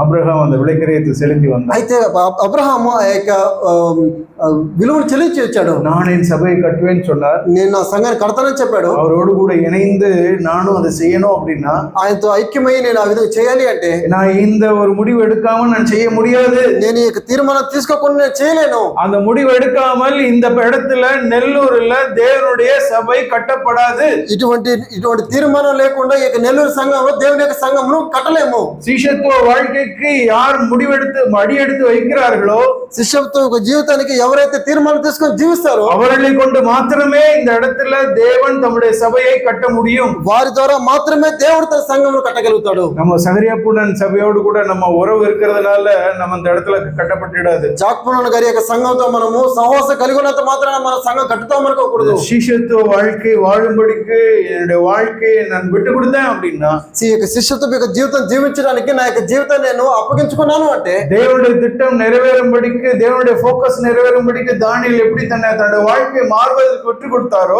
దేవుని యొక్క ఉద్దేశం నెరవేర్చబడి నిమిత్తం, దేవుని యొక్క దృష్టి నెరవేర్చబడి నిమిత్తం దానియేలు ఏ విధంగా తను అప్పగించుకున్నాడో, அதே மாதிரி நாம விட்டு கொடுத்தாதான் சபை கட்டப்பட முடியும். అదే విధంగా నేను నీవు అప్పగించుకుంటే మాత్రమే దేవుని యొక్క సంఘాన్ని కట్టగలం. ஆபிரகாம் பண விஷயத்துல எவ்வளவு ஜாக்கிரதையா இருந்தார். అబ్రహాము డబ్బు విషయంలో ఎంతో జాగ్రత్త కలిగిన వాడుకున్నాడు. ஆண்டவர் எச்சரித்தார். ప్రభు హెచ్చరించాడు, ஜாக்கிரதையா இரு, నువ్వు జాగ్రత్తగా ఉండు. டக்குன்னு புரிந்து கொண்ட மெல்கிசேதேக் மூலமா ஒரு வார்த்தை வந்தது. మెల్కీసెదెకు ద్వారా ఒక వాక్యం వచ్చింది, వెంటనే అర్థం చేసుకున్నాడు. இப்ப நான் தான் உன்னை போஷிக்கிறேன். అవును, నేను నిన్ను పోషించేవాడిని. இந்த உலகத்தில் உள்ளது எல்லாம் என்னோடது. ఈ యొక్క లోకంలో ఉన్నదంతా నాదే. பண ஆசையிலிருந்து டக்குன்னு வெளியில வந்தார். ధనాపేక్ష నుంచి వెంటనే బయటకు వచ్చేసాడు. அவனுக்கு தான் உரிமை. 5 ராஜாக்களை வென்றார். அந்த கொள்ளையிட்ட பொருள் எல்லாம் அவருக்கு தான் உரிமை. 5 రాజులు మరి దాన్ని జయించాడు. అక్కడ ఉన్నటువంటి వస్తువులన్నీ కూడా అతనికే సొంతం అవ్వాల్సింది. ஆனா என் மனசு அதுல இல்ல. అయితే తన యొక్క దృష్టి ఆ విధంగా లేదు, నాకొద్దు. என்ன ஆச்சு? ఏమైంది? அற்புதமான ஒரு வார்த்தை అద్భుతమైన ఒక మాట ஆவியானவர் எழுதி வைத்திருக்கிறார். పరిశుద్ధాత్ముడు రాయించి పెట్టాడు. ఇది எபிரேயர் 11ஆம் அதிகாரம். హెబ్రీయులకు రాసిన పత్రిక 11వ అధ్యాయము.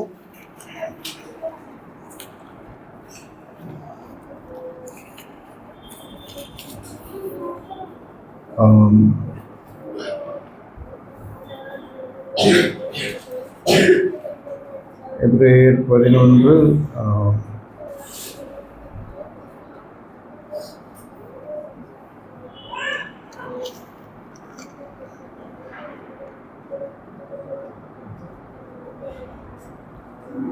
16வது வசனம். 16వ వచనము. హెబ్రీయులకు రాసిన పత్రిక 11వ అధ్యాయము 16వ వచనము.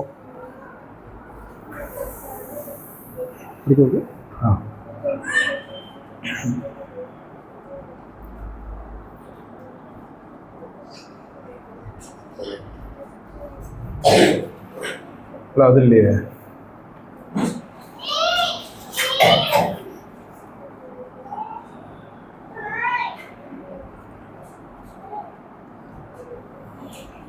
సారీ 11 9 10.